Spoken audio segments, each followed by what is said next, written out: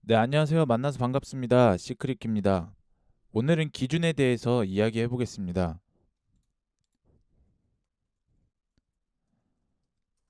기준에 대해서 이야기해 보겠습니다. 네, 저번 시간에 현실의 가치를 가상으로 이동하는 움직임이 보이게 된 사례들을 살펴보셨는데요. 이 이후의 이야기들은 추후에 보강하도록 하겠습니다. 어쨌든 오늘은 기준에 대해서 이야기해 보겠습니다. 저는 항상 다이너마이트처럼 강한 폭발력이 있는 재료는 그 의도와 사용하는 사람의 도덕성,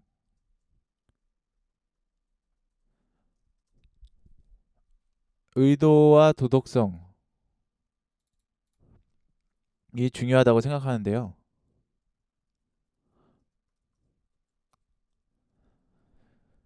질문 하나 드리겠습니다. 그럼 돈이 많은 사람은 가치가 많은 사람일까요? 아니요. 사고 치는 재벌 2세들 보면 꼭 그렇지만은 않은 것 같습니다. 어떤 권한이나 1세대 재벌들로 미뤄봤을 때는 버는 사람은 계속 벌고 얻는 사람은 계속 얻는데 잃는 사람은 계속 잃고 없는 사람은 계속 없더라고요. 이 말이 시사하는 바가 무엇일까 곰곰이 고민했는데 두 가지 관점에서 떠오르는 게 있었습니다. 첫 번째는 기준입니다.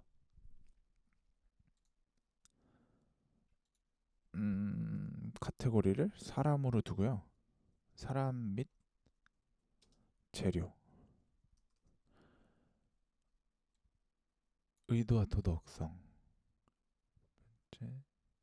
기준. 네. 첫 번째는 기준입니다. 살아감에 있어서 큰 물고기는 큰 물에서 놀아야 된다. 라는 속담을 안 들어보신 분은 없을 거예요. 저에게 어떤 트러블이 생겼었는데 그 일 때문에 한동안 저 잠도 못 자고 새벽에 깨고 뭐 스트레스를 진짜 몇 달간 크게 받았습니다. 하지만 그때 저는 왜 그 속담이 위로처럼 떠오른지 모르겠지만 정말 큰 도움이 됐습니다. 제가 추구하는 삶은 과거와 현재는 불만족하고 미래는 인류가 발전시키지 못한 부분에 대해 과감히 투자하며 발전을 이끄는 그런 머스크 같은 사람이 되고 싶다는 삶이었습니다. 그래서 지금 내 앞에 놓여진 이 문제는 내가 지금 빠져 있는 이 트러블은 큰 물인가 작은 물인가? 문득 이 생각을 하고 저는 그 트러블에서 발을 뺐습니다. 그 트러블의 해결을 위해 누군가에게 제 의견을 피력해서 그가 인정하고 이해했다고 칩시다. 뭐 미안하다고 사과를 했다고도 칠 수 있겠네요. 그럼 그들이 그 행동으로 인해 저에게 돈을 주는지 연구소 설립에 대한 꿈을 이루어주는지 고민을 했고요. 저는 미래를 그려나갈 뿐인데 지금 제 기준에 대해 새 필요한 그런 방법은 필요한 해결 방법은 제 기준이라는 문제에 대해 필요한 해결 방법은 앞으로 일어날 일에 대한 대응, 긴장과 견지일 뿐이지 트러블은 과거고 제 기억이고 만족이거든요, 사실. 나 그래 왔었고 그랬다. 너 나한테 왜 그러냐? 나 좀 알아줘라. 라는 거죠. 이 문제에 빠져 있는 시간이 저한테는 뭔가 단단히 잘못됐다고 생각됐습니다. 사람을 싫어하는 건 아니지만 트러블을 만든 이에게 좋은 일만 생겼으면 좋겠습니다. 하지만 트러블이 생겼죠? 제가 그 범주에 들어가기도 했고요.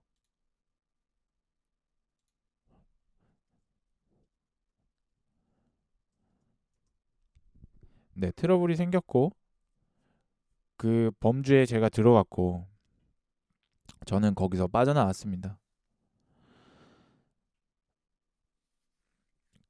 그 문제 자체를 더 생각하고 싶지 않고요. 그 문제가 앞으로 이어져 나가는 제 시간에 영향을 주는 것도 허용하고 싶지도 않고 매듭을 짓고 싶지도 않았습니다. 그 문제는 그냥 그런 문제로 남기고 다시 그 문제가 발생하지 않기 위해 내가 그 범주에 들어가지 않게끔 어떻게 조정을 해야 될지만 생각을 했습니다. 네, 그런 과거의 아픔들과 기억들에게 이 자리를 빌어서 심심하게 감사 인사 전합니다. 과거보다 오늘 더 성장시켜줘서 고맙고 그런 위험을 저에게 던져줘서, 그리고 앞으로 그 위험이 제게 다가오지 않도록 만들어줘서, 일찍이 만들어줘서 그런 깨달음을 줘서 고맙습니다. 어쨌든 제 위치에서 지금 제가 서 있는 이곳이 큰 물인지 작은 물인지 가늠하는 것, 하루는 24시간이고 24시간 안에 반드시 해야 할 것과 1시간을 써서 10시간의 효율을 낼 수 있는 움직임을 행하는 것, 나는 지금 그 위치에 서 있는지 그 기준을 가늠하는 게 첫 번째로 중요합니다.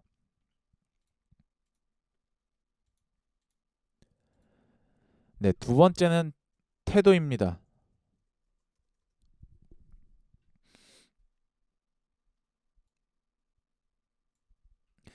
그 기준에서 정답인 행동이 있더라고요.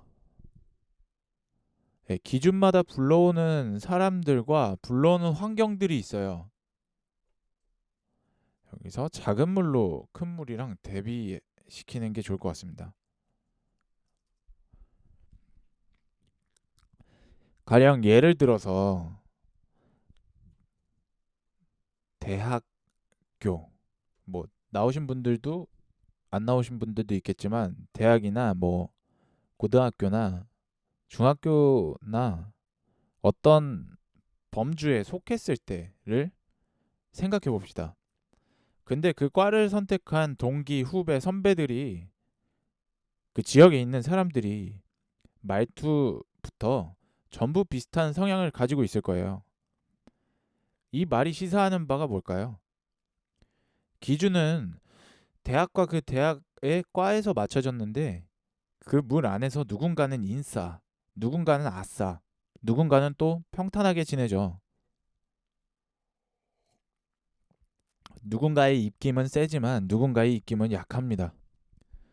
그 대학이 큰 물일지 작은 물일지는 모르겠지만, 그 범주가 큰 물일지 작은 물일지는 모르겠지만, 거기서 내가 뱉어내는 말들과 행동들이 만들어낼 결과들은 그 기준에서 느낄 수 있는 정도가 있잖아요. 그 정도에서 어떤 상태를 불러온다는 것. 그 상태는 태도가 결정합니다.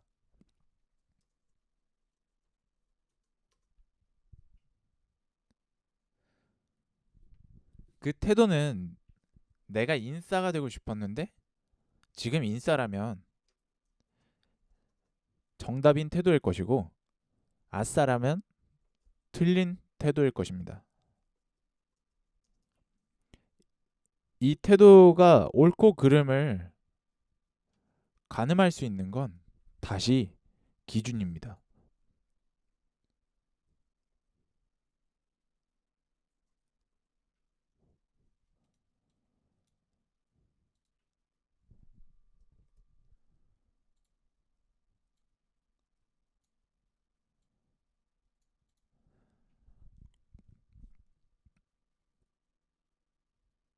이런 예시처럼 기준을 파악하는 눈이 첫 번째로 필요하고요. 그 첫 번째로 필요한 눈을 얻기 위해 지식을 공부하는 겁니다.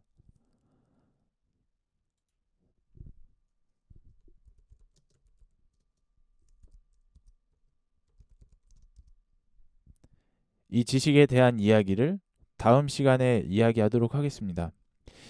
아직 끝난 건 아니고요. 이런 예시처럼 기준을 파악하는 눈이 필요하고, 그 기준 안에서 마음가짐과 태도가 범주에서 어느 집단에 속할지를 결정해 준다는 게 결론입니다. 이것은 집단이죠.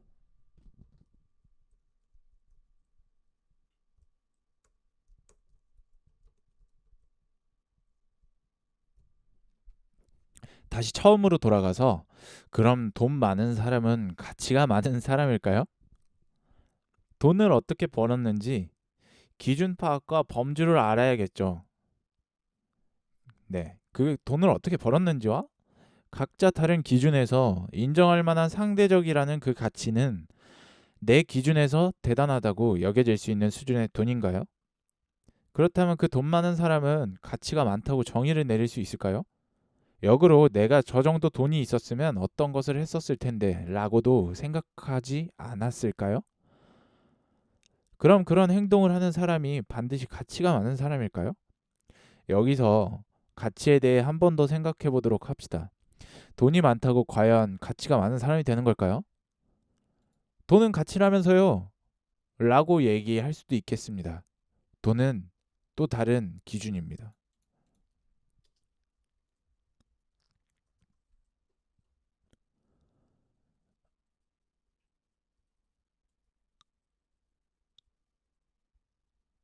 이 기준에 대해서 다음 시간에 또 설명하도록 하겠습니다.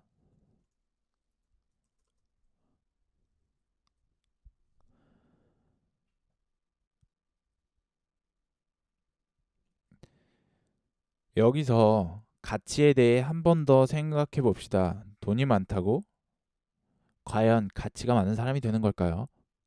막 나가는 재벌 2세나 권력자의 아들이나 가치가 있나요?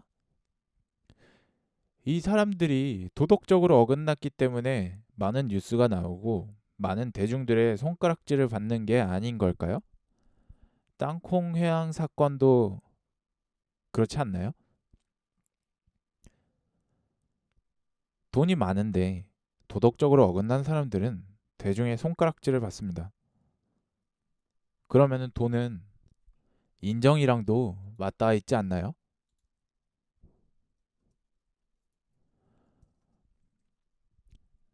이렇듯 누군가에게 가치는 상대적인 개념입니다. 해서 다시 적용하는 방향으로 생각해 본다면 우리가 그 가치를 얻어야 하는 이유나 당위성은 무엇이 돼야 할까요?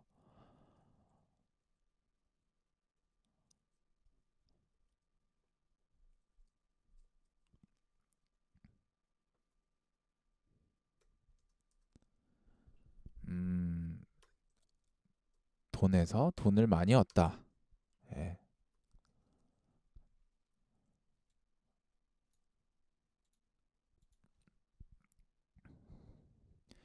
이것부터 고민하는 것이 부자가 되는 길의 첫걸음이라고 생각합니다. 저는 부자가 아닙니다. 해서 주변으로부터 더 배우고 불만족하며 내가 뭐가 부족했는지 제가 저를 욕하면서 과거로부터 현재까지 성장해 왔습니다. 또 앞으로도 성장해 갈 것이고요. 이 과정이 태도를 만들어가고 있는 거라 확신합니다. 잘못된 행동들은 쳐내고 있으니까요. 저는 어떤 사건들의 조합들로 인해 정상 궤도에 올랐다가 부자로 가는 태도를 잃어버렸어요. 근데 오히려 겸손해질 수 있는 기회가 됐다고 혼자 위로하며 감사하고 잘 됐다고 생각합니다.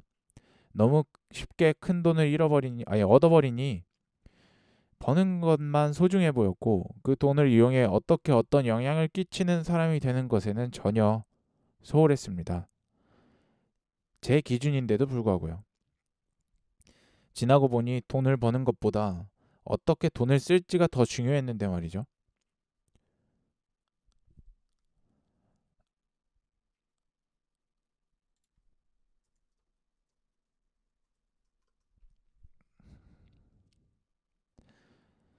부자가 되려면 부자 옆에 서라고 했습니다. 그 말은 그 물에서 놀라는 소리겠죠. 큰 물에서 놉시다. 앞으로 더 가치가 있는 사람이 되기 위해 함께 태도를 만들어가며 돈을 벌어봅시다. 이상입니다.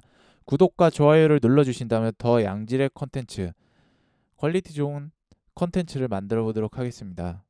이상입니다. 감사합니다.